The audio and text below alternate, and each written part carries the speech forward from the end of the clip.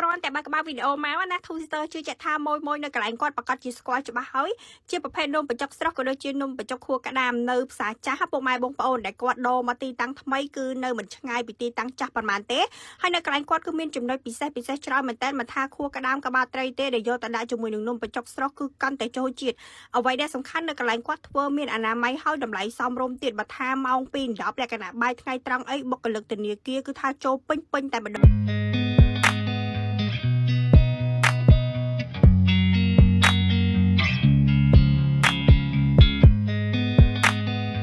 មួយនេះគឺមានឈ្មោះថាបងចេកនំបញ្ចុកស្រស់នៅផ្សារចាស់ណាដែលគាត់ទៅតែបដូរមកទីតាំងថ្មីគឺនៅលើផ្លូវ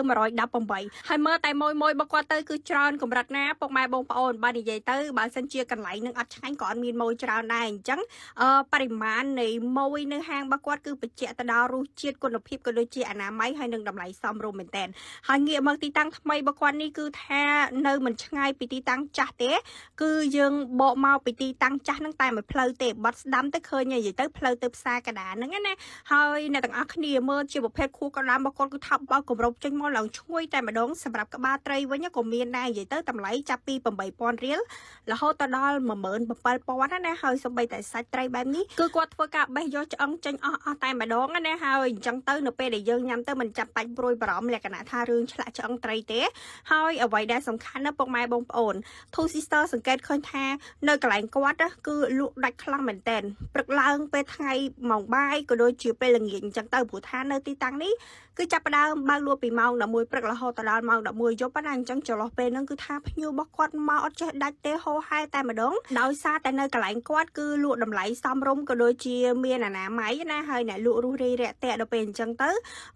មួយចូលចិត្តទៅញ៉ាំមែនតែនជាពិសេសនោះពុកម៉ែបងប្អូននៅពេលដែលម៉ោងបាយថ្ងៃត្រង់យើងតលាន់បាយតលាន់អីគឺថាអាចមកញ៉ាំនំបញ្ចុកនៅទីនេះបានហើយអ្វីដែលសំខាន់ណាពុកម៉ែបងប្អូនវិធីលាយទឹកជ្រលក់នំបញ្ចុកស្រស់ហ្នឹងគឺអត់មានតាណាឆ្ងាយទេដដែលហ្នឹងអញ្ចឹងយើងអាចមើលបានណាហើយមួយចាននេះគឺថាពេញបឹបតែម្ដងនិយាយទៅបន្លែរបស់គាត់គឺស្រស់ចេញមកឡើងភ្លឹងមានអនាម័យមែនតើណាហើយជាប្រភេទនំបញ្ចុកស្រស់បែបនេះគឺយើងញ៉ាំឆ្ងាញ់មែនតើជ្រលក់ជាមួយនឹងទឹកកាពិក៏ដូចជាដាក់ម្ទេសហឹលនឹងឯងហើយសម្រាប់សាច់ត្រីឈាមមាន់ឈាមទាក៏ដូចជាជើងមាន់អីហ្នឹងគឺយើងអាចហៅថែមបានបើសិនជាមួយចានហ្នឹងយើងញ៉ាំអត់ឆ្អែតអញ្ចឹងណាហើយអ្នកណាគេខ្លះចូលចិត្តជាប្រភេទផ្សិតក៏ដូចជាខួរក្តាមកុំភ្លេច comment ប្រាប់ Twitter ផងព្រោះថាពីរមុខហ្នឹងគឺថា favorite មែនតើអញ្ចឹងសម្រាប់ពុកម៉ែបងប្អូនដែលជាមួយនៅកន្លែងនេះកុំភ្លេច comment ប្រាប់ពីរសជាតិប្រាប់ Two Sister ផងដោយសារតែជាទូទៅមាត់យើងម្នាក់គឺថាខុសប្លែកពីគ្នាអញ្ចឹងណាអញ្ចឹងអ្នកទាំងអស់គ្នាញ៉ាំទៅមានរសជាតិមិនកុំភ្លេចប្រាប់ Two Sister ផងហើយនៅកន្លែងគាត់ក៏មានលក្ខណៈថា promotion free ជាប្រភេទបង្អែមដែរនៅពេលដែលយើងទៅញ៉ាំនំបញ្ចុកស្រស់ណាប៉ុន្តែគឺបងស្រីអត់ច្បាស់ទេថាជាប្រភេទបង្អែមនឹងមាន promotion ដល់ថ្ងៃណាថ្ងៃណីព្រោះថាអ្នកទាំងអស់គ្នាទៅផ្ទាល់ទៅបានដឹងតាមជាក់ស្ដែងអញ្ចឹងណាហើយបង្អែមដែលគាត់ free នេះគឺ